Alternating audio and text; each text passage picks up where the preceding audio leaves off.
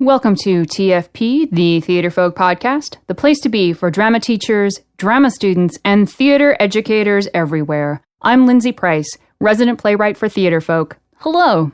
I hope you're well. Thanks for listening.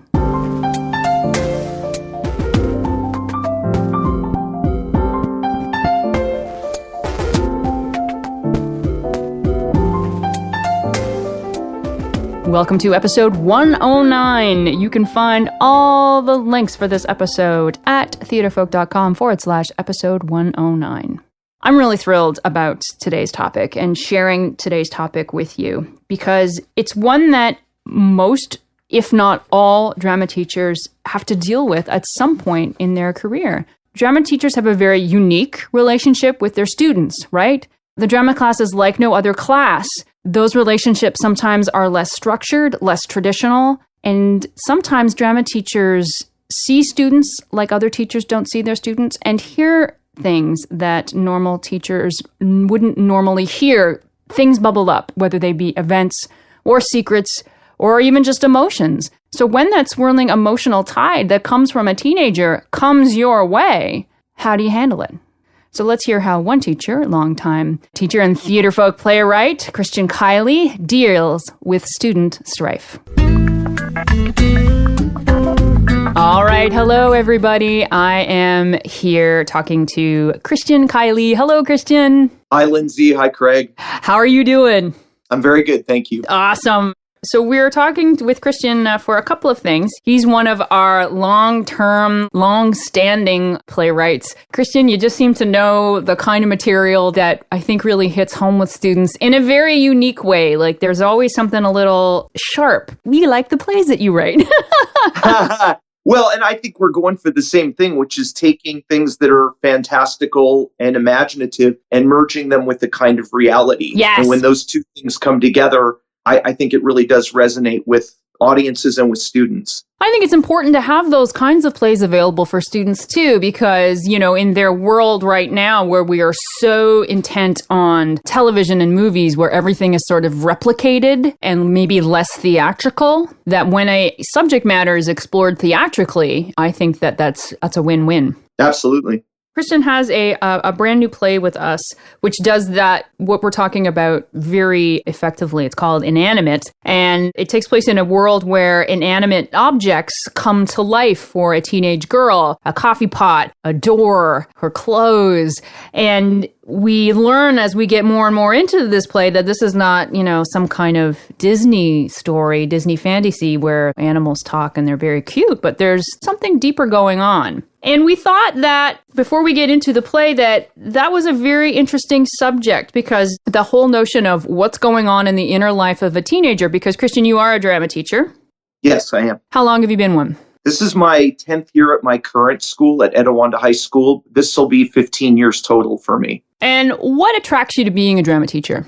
You know, it's interesting because a lot of people are adapting and dealing with the Common Core right now, and there are mixed feelings about it. And one thing that's a commonality for us in theater and teaching drama is that we really get to create the lessons ourselves. And so as artists, which I know many of the high school teachers and junior high teachers that you work with, they're artists, and it does give you that feeling of creating in the moment. I thought about it this morning when I was kind of getting ready for this, and in a biology lab, you might dissect a frog and examine it, but for us, it's really about dissecting and examining the human condition, and that's what really makes it exciting. And you're going to lead into, I know, some questions about there's a fragile part of it too. But that's, I think, what makes it so valuable. Well, when you exactly said that, when you said the looking and examining the human condition, what that means is that teenagers start to examine themselves. And that can get into some tricky territory, can't it? Yeah, self-evaluation and introspection can be tricky business. We're asking them to use substitutions. And then when they do it well, it can open some doors and windows that they're not used to having open.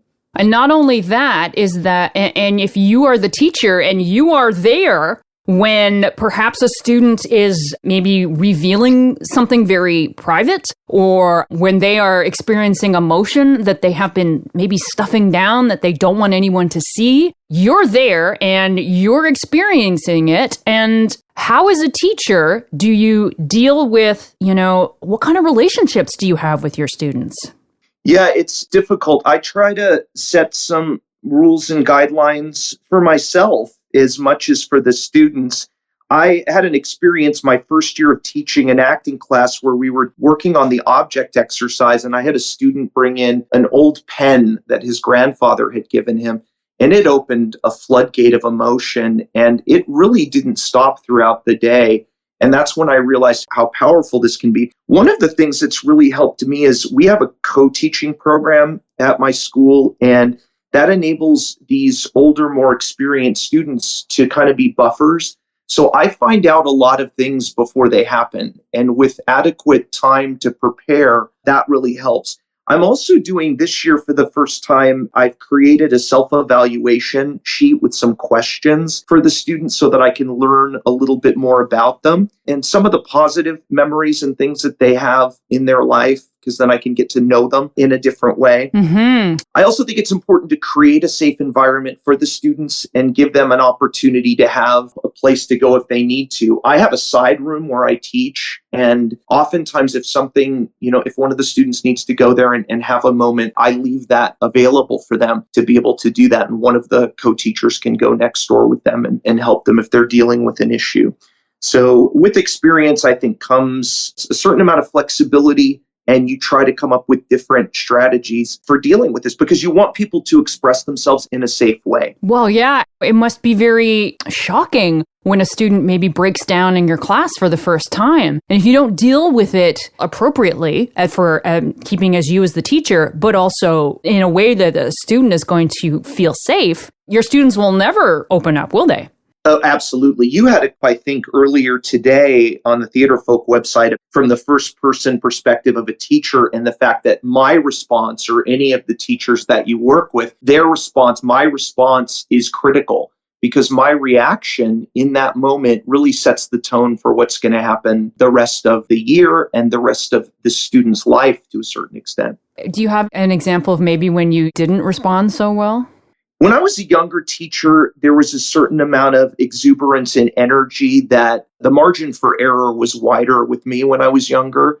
And sometimes you'll say something critically and you can tell right away the student has taken it to heart. And and those are some sleepless nights for teachers because you want to push students to excel and to experience new things. But I don't think any of us ever want to hurt another person, especially a young person like that. So the pen example that I brought up earlier was when I thought, oh man, I'm going to bring this object exercise in and it's artifact based. It'll be really neat to see their reactions. And I saw a few of them and they were kind of surface emotions. And then this kid with his grandfather's pen just broke down. He had to go to the nurse. And that was 2 or 3 days for me of kind of emotional crisis going through that. So how do you deal with that? Do you take it home with you? Do you talk with other teachers? Like, when a student has been emotional like that, how do you keep yourself safe? Yeah, it's hard. And we're on our own, really. We're islands. It's not like you can go to an English teacher, another teacher, or even another performing arts teacher and talk about it, because their choral experience or their dance experience is going to be very different from their acting experience.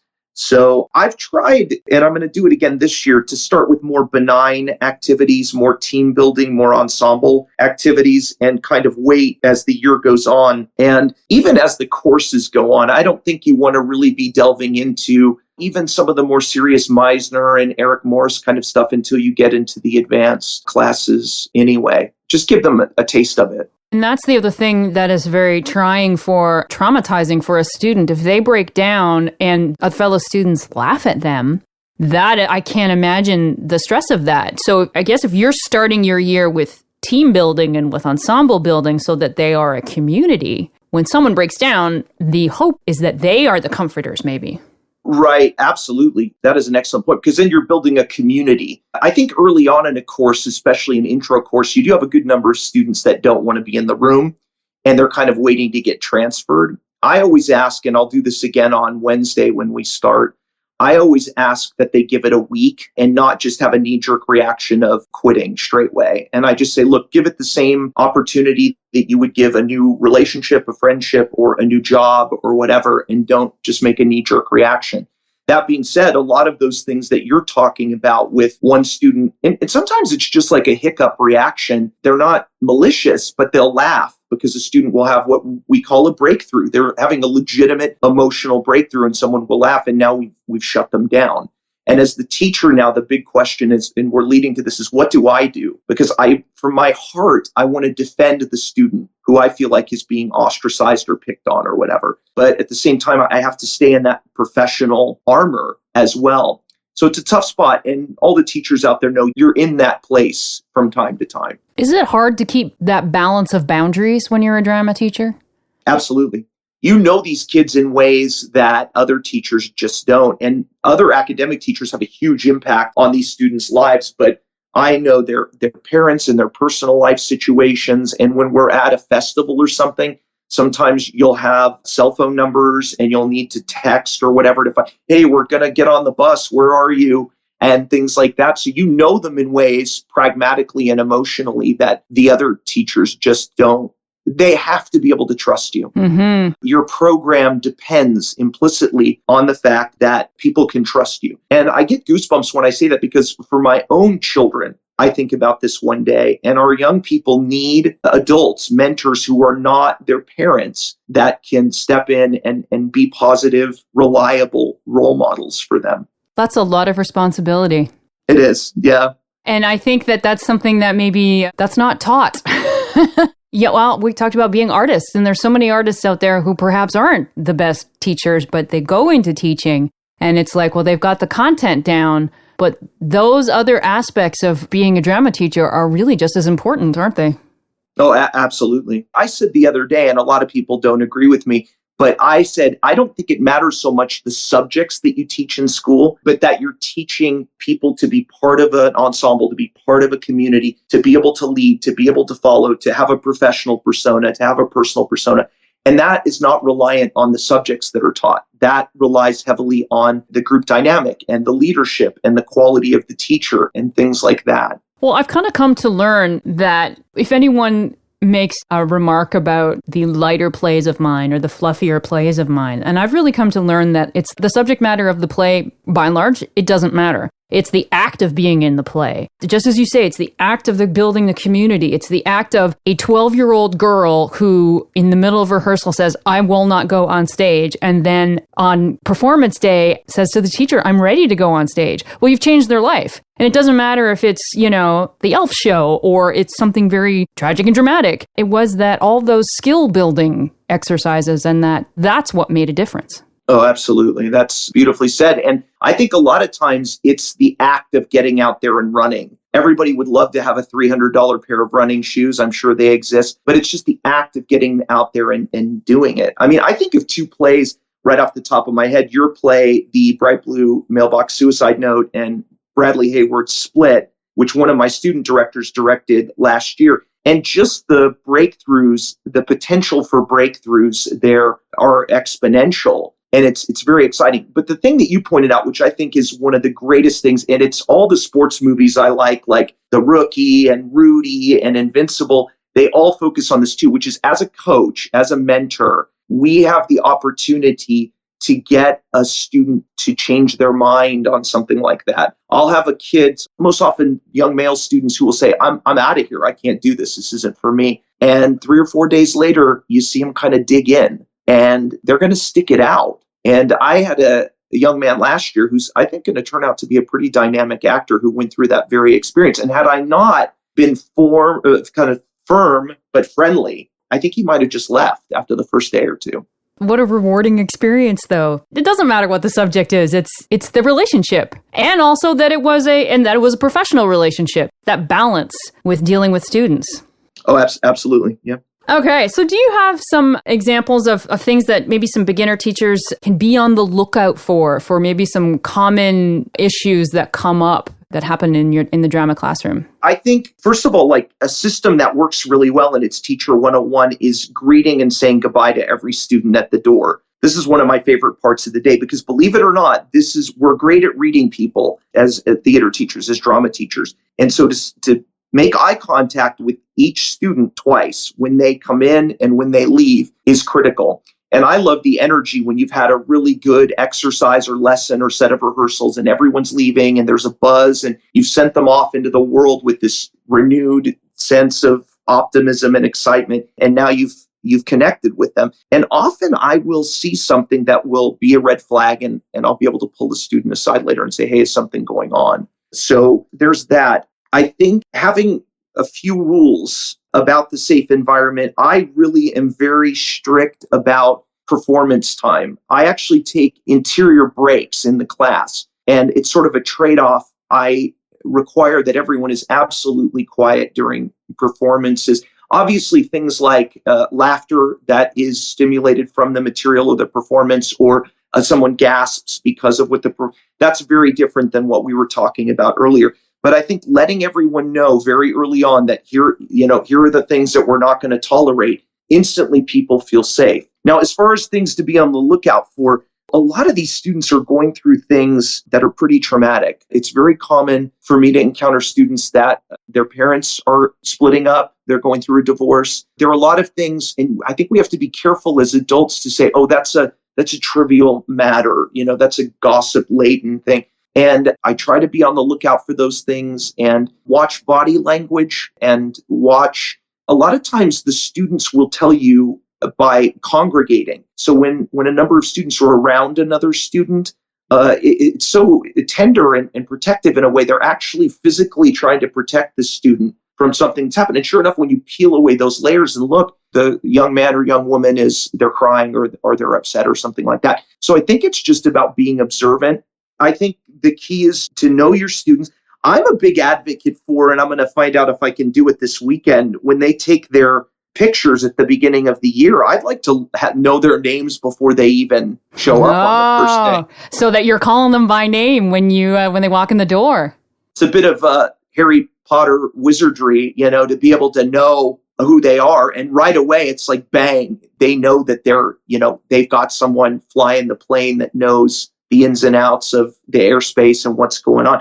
But being observant, I think, is critical. I think letting them know that they can come to you individually. I have kind of an open door policy. It's a cliche, but I think the door kind of remains open. You want to always let people know that you're with students, but you also want to let the student know that the information that they share with you is something that you take seriously, and that, obviously, unless it's an issue of their own safety or safety of another student, that you will keep their confidence. Have you had any issues? There are sometimes administration comes down about how don't touch a student, don't be alone with a student. It must be maybe even harder for a male teacher, in dealing with your female students. Have you had any issues with that? How do you deal with that overhanging dynamic? Boy, yeah, that's a tough one, isn't it? It seems like there could be numerous play ideas that could spring out of that. Do you not even think about it? You just put your students first and just know that you're going to act in a professional manner? I'm lucky because after 10 years at my current school, I really make the decisions in the program, and people are supporters and advocates. And there's not a lot of time. There's never a time that I'm pulled in and someone says, hey, what's going on here? I think a lot of it is, I don't think we consider the strength of the collective student opinion about a teacher. And I can't speak to the accuracy of it, but I know that if you get the students on board with vigor about what you're doing and they're enthusiastic about it, most of your potential problems, skeletons that potentially are not there but could be in a closet, will be gone because the kids are on board and they're going home every day, and at dinner or in the car ride home or whatever, one of the first things they're talking about is about your class in a positive way. Awesome. Okay, let's talk about Inanimate. Where did the idea for this play come from? Well, I've always been fascinated with personification, and I've read quite a bit of the work of Ray Bradbury, and he does this quite a bit too. I just like the idea of people and their environment. And I've also been fascinated with agoraphobia. And I feel like a lot of people kind of poo-poo the idea that it's a real social anxiety it's a real issue. I think it's even more of an issue now when you actually can stay in your room and feel like you are associating with the real world, with your phone and your computer and everything, when in actual fact you're just masking a problem, which I think is kind of what this character is doing in the play. Right. Well, and what I really like about this play is that it's kind of whimsical and fun. These Mongols come in and they're dinosaurs later, but then it really takes a turn and there's a dark kind of tone to it near the end, or at least the potential for that. And when we previewed it at school, there was a lot of laughter early on. And then at the end, there were some gasps and so forth. And when we had our talk back at the end, a lot of people said they were really surprised about the ending. And so that's not a bad thing. No, it's great. No, I felt good about that. How did your cast deal with this this teenager, sort of the way that it does seem whimsical, and then there actually is a pretty serious, social and emotional problem underneath? How did they deal with that character? Did they relate to her? Yeah, they were terrific. And this was a level 1, a year 1, drama 1 group. Really? Wow, that's awesome. Yeah, and they really did well. I was very fortunate. They were very mature about it, and they came to rehearsal every day, ready to work. And I think and you've talked about this before, watching and being a part of workshopping your own place too. There's a moment where you kind of have a sigh of relief and you say, oh my gosh, this is working. And with a play like this that's a little off kilter, a little eccentric, there's always some anxiety as the playwright that it might capsize or it might not work. Or that you might not be, when you start out whimsical and you take that turn, sometimes people won't take the turn with you. Oh, absolutely.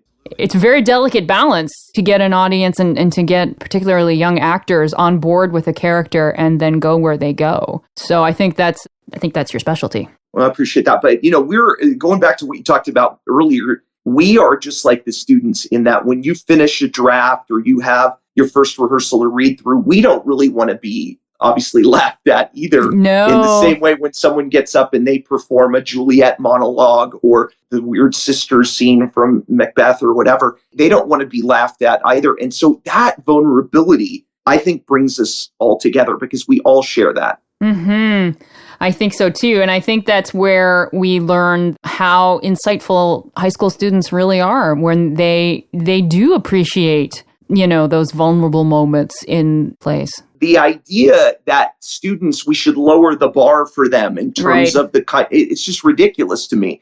It's the same thing. And you just get used to it when you meet someone for the first time and they find out what you do. You get the, oh, how fun, How cute. And it's not Barney or Romper Room, or something like that. And I think the kids resent it too. So as soon as they see someone like you or me or the people that, associate and affiliate with theater folk, and they see the level of passion and that the gloves are off. This is the same way that we would deal in an artistic world with anyone, adults, whatever. And now it's quite comforting and empowering, actually, to know exactly what we write and why we write it and the impact that we have, so that when people are dismissive or condescending, it doesn't matter. It matters not a bit because they don't really know the wonder of a student production and how it can change their life. And quite frankly, we have a part in that. And I think that's the best job in the world.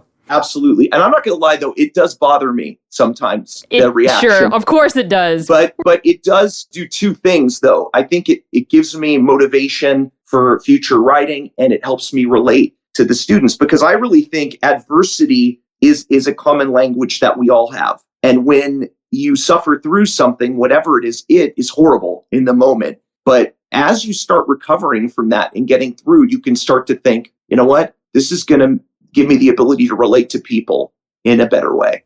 Awesome. That's wonderful. And that is Christian Kiley's play, Inanimate. Thank you so much for talking to me today, Christian. It's been lovely, as always. Thank you.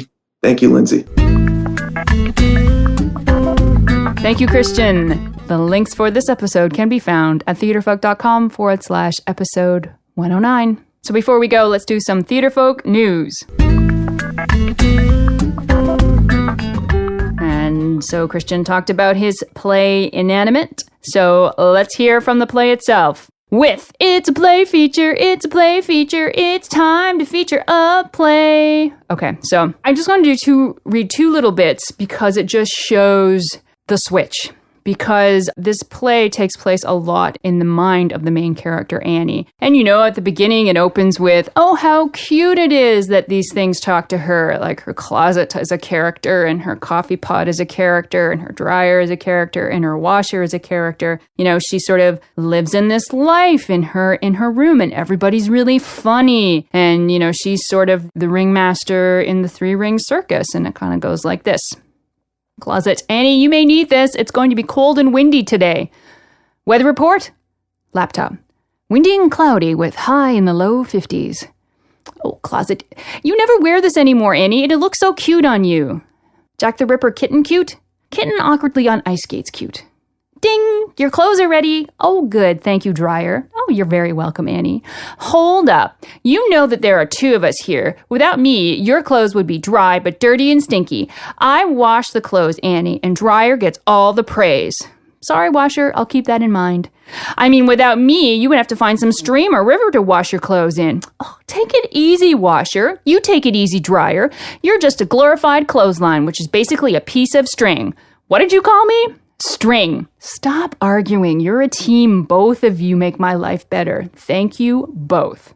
Okay, so Annie is very much in control of this world, but the thing is that it's not the real world. It's not how she's interacting with the people around her. So when her friend comes to the door, and we are suddenly put into what life is really like for Annie, and things are not that great, and things are not that good, and we're talking today a lot about that emotional strife that kind of bubbles up for students and what happens when they keep it all inside. So Sarah comes to the door.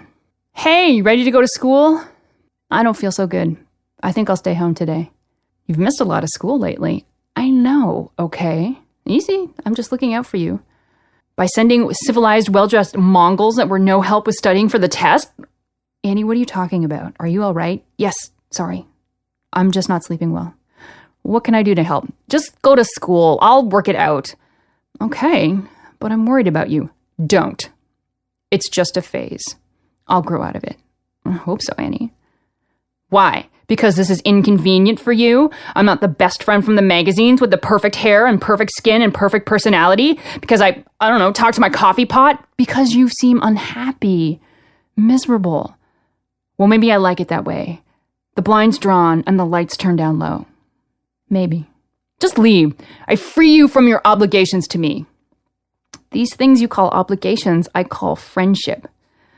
You're just like this stupid inspirational poster my parents hang on my wall to try and remind me of what I'm capable of when I try. Let me help you. No, I don't like you at all. That's Inanimate.